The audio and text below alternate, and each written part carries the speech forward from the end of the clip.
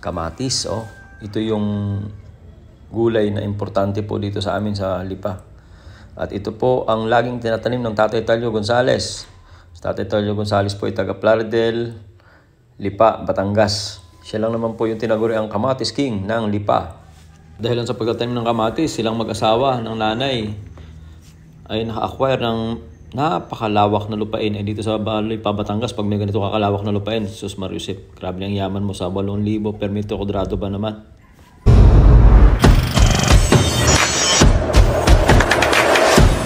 Sekreto ba talaga? Paano? Marami kasing nag-start mag-farm pero hindi naman tatagumpay. Kasi ang pagpa-farm, para magtagumpay yung lalo't maliit, kinakailangan sumunod sa protocol. Pagka ikaw ay doon lumagay sa ikaw ay traditional, ay wala yun kasi tayo yung moderno na ngayon. Kinakailangan sumunod sa bagong sistema. Ayun. Dahil ang pagtatanim naman ay una yung nasa taas, kaloob sa atin. Pangalawa, yung ating technology ay doon natin makukuha. Kung tayo sumusunod sa protocol, mabilis natin makukuha yung ating gustong gawin.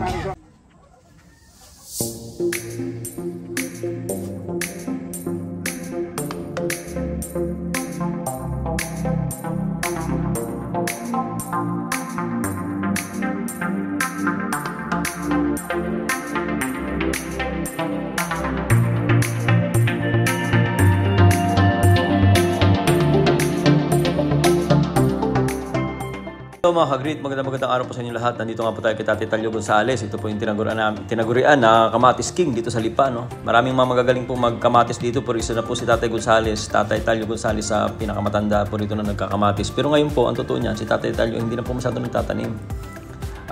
Nung araw kasi na lagi akong pupunta dito mga 2007, 2008, lagi akong pupunta sa kanya. At sa kanya nga po ako humihingi ng mga teknolohiya, lalo na pagtatanim ng kamatis, no?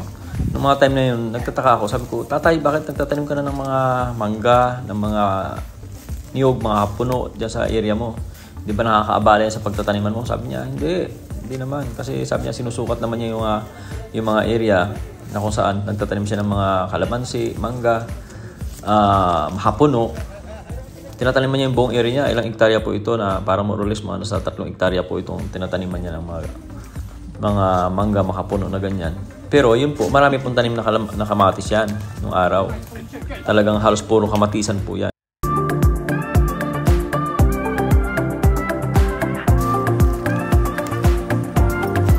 Ngayon, ang pagtataka ko nga, sabi ko, ano nga po ang dahilan, Tatay, bakit nagtatanim na kayo ng mangga? Sabi niya, alam mo, sabi niya, 10 years from now, sabi niya, mahina na ako. Sabi niya, hindi ako masyado makakapagtanim ng mga kamatis na yan. Sabi niya.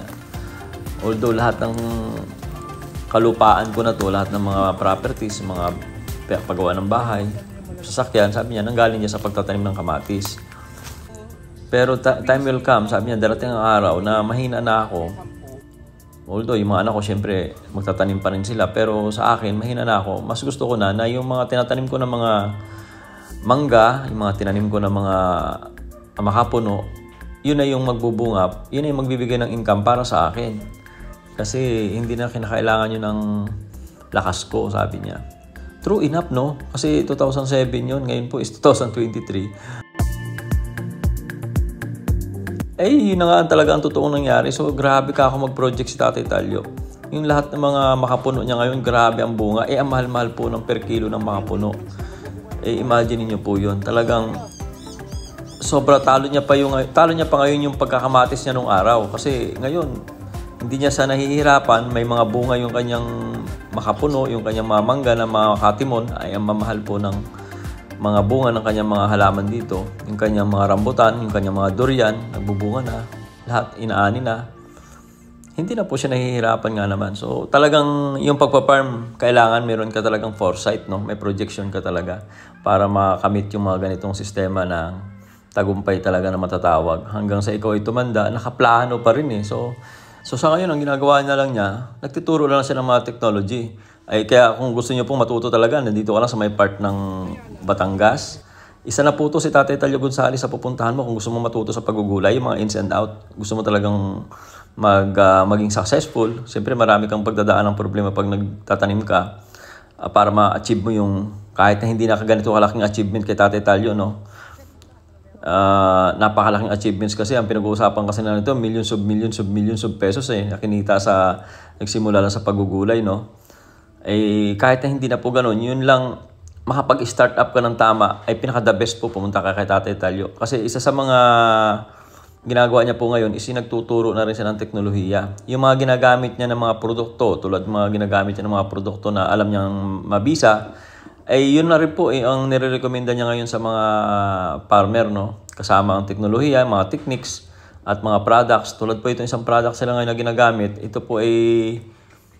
po ngayon ay doon sila nagpo-focus na i-introduce sa mga farmer. So, sa iyo Tatay Talyo, maraming salamat sa mga tulong at sa mga teknolohiya na binigay mo sa akin. Dahil doon natuto po ako sa paggugulay. Maraming salamat po. Ano po bang pangalan ng produkto natin na yun? Mga ka-farmers, ako'y may bagong tuklas na tawag dito, organic na pulya. Ang pangalan, Top Yield Pro Plus. Top Yield Pro Plus. Pro Plus.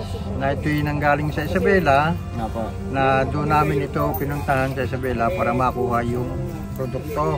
Sa katunayan, ngayong araw na ito ay amin naimbitahan yung production. At sa meeting na ginawa doon sa opisina ay madami naman siyang naipaliwanag tungkol sa produkto. At iniimbitahan ko ang mga ka-farmers na gamitin ninyo ang Top Yield Pro Plus para makita ninyo kung gaano kaganda ang binombahan ng Top Yield. Ngayon po tatay, yung mga tanim natin, saan nga ba yung mga gulay? May mga gulay tayo rito, mamaya papakita ko sa video natin. May mga gulay po rito na ang ginagamit nila ay yung Top Yield Pro Plus na talaga. At base sa mga tanong-tanong natin sa mga gumamit ay talagang napakaganda. So, yun lang, no? Gusto ko lang magpasalamat dito sa aking mentor. Ito po, mentor ko si Tatay Talyo at saka yung kanyang asawa at saka kanyang mga anak. Dumating pa ako rito ng year 2007. Yung utang na loob ko, grabe sa kanila. Kasi sila yung nagturo sa akin tungkol sa farming. Dati wala akong idea sa paggugulay. Ito lang po lahat na nagturo sa akin. So malaking utang na loob ko po sa kanilang mag-asawa at sa kanilang pamilya. So, Tatay, anong last advice mo sa mga natin, sa mga gustong magsimula sa farming? Hindi na yung kasing asinsado mo, susmi naman, hindi na namin kaya to. Yung katamtaman lang.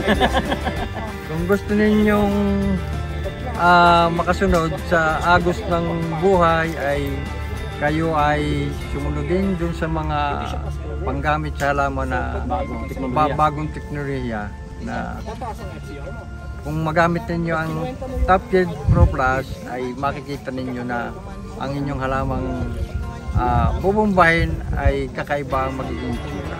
Yun! Okay. Tatanim pa. Thank you!